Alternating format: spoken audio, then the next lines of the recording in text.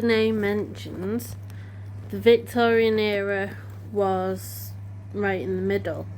They were slightly more well off than you would say the lower class were, but they didn't quite live the life of the upper class. They were more comfortable, and they had slightly better jobs. So you're looking at things like lawyers and school teachers and doctors and things like that. So they were slightly more comfortable with their earnings, which meant that they were able to afford better housing, which was a much better way of living. It wasn't as overcrowded, it was in a good area, and they were able to do things like go out to parties, go to the theatre a lot. Even some Victorian era people would enjoy cycling, which was something the middle class were able to enjoy as well.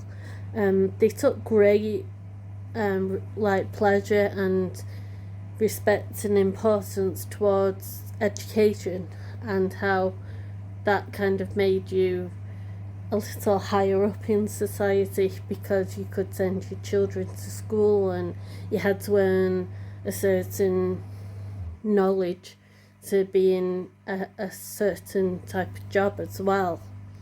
Being in the middle class also involved a lot of trading, which meant things such as coffee, spices, things that you wouldn't see the lower class being able to afford. It was more readily available for them then, but they were also making more money that way, so you could see such a difference between the two classes. Buying a certain kind of house which the money could afford them often meant being able to purchase land, and this also influenced their right to vote as well, which meant that they were seen in a much higher regard. The schooling was normally in boarding schools or in private schools, and the children were then taught, especially the young girls were taught, that one day they would make a good wife to a husband of either the upper class or the middle class. They were always told to aim higher in that regard, so that the family would move up to. A big part of the middle class as well was where you came from. So if you were born into a very low class family, had a very low class upbringing, not very high up reputation, you're much less likely to have doors open to you to help establish that good reputation that would get you into being seen as middle class.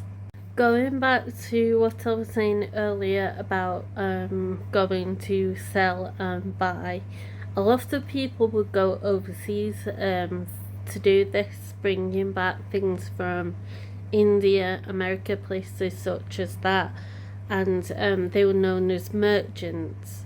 And a lot of people in the middle class either would own their own business or they would be seen as merchants, and this kind of cemented that reputation as well, because of what the job was and the fact that they weren't exactly working for anybody. It was more that they were working for themselves. The Industrial Revolution had a big part to play in this, because it kind of opened the doors for merchants to actually be able to begin their trade, and how easy that was, and the transition into it was a lot more simple, but there was a lot less of the middle class than there was of the lower class and the upper class, because it was so easy to fall into the lower class, and then once you strived for the upper class, it was hard to come back from there. You had to do something, very eye-opening to go backwards to the lower class from the upper class. So it was very rare that people were in the middle class, but it was a comfortable place for people to be. So I think all in all, it does show that it was a rare occurrence to be where people often find themselves today.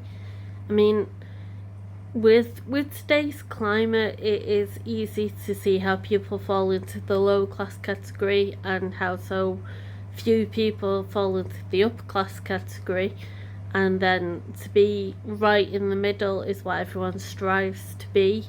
But it just shows that in a time such as that, with the difficulties and the new inventions and findings of new things, it was still an uphill struggle. That kind of, the distinction was very clear to see, even if it isn't by today's standards.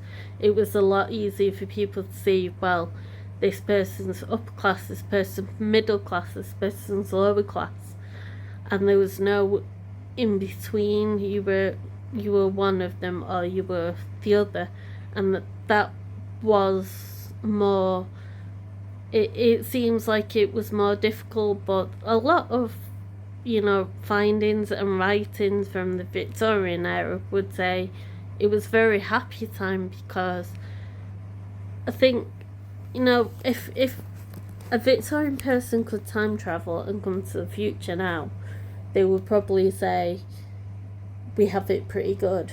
We're like the upper class because there's been so many new inventions and we can do so much more now, and hygiene and health and the risks associated are so rare now.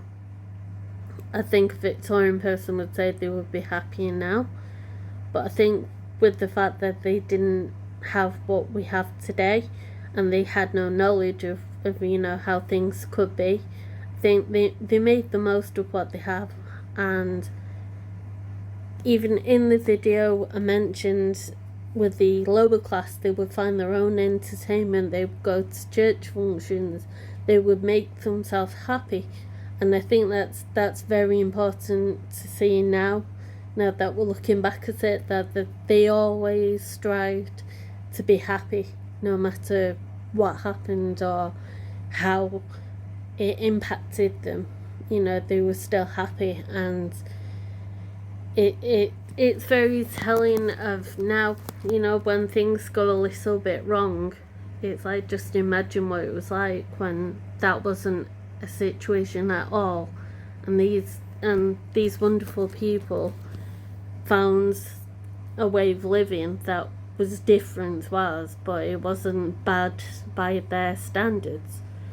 So I think middle class is a very interesting time to a very interesting class to look back on, and to see the very big differences, but to see that everyone was happy even when they were in the other classes. I think that's just a wonderful thing.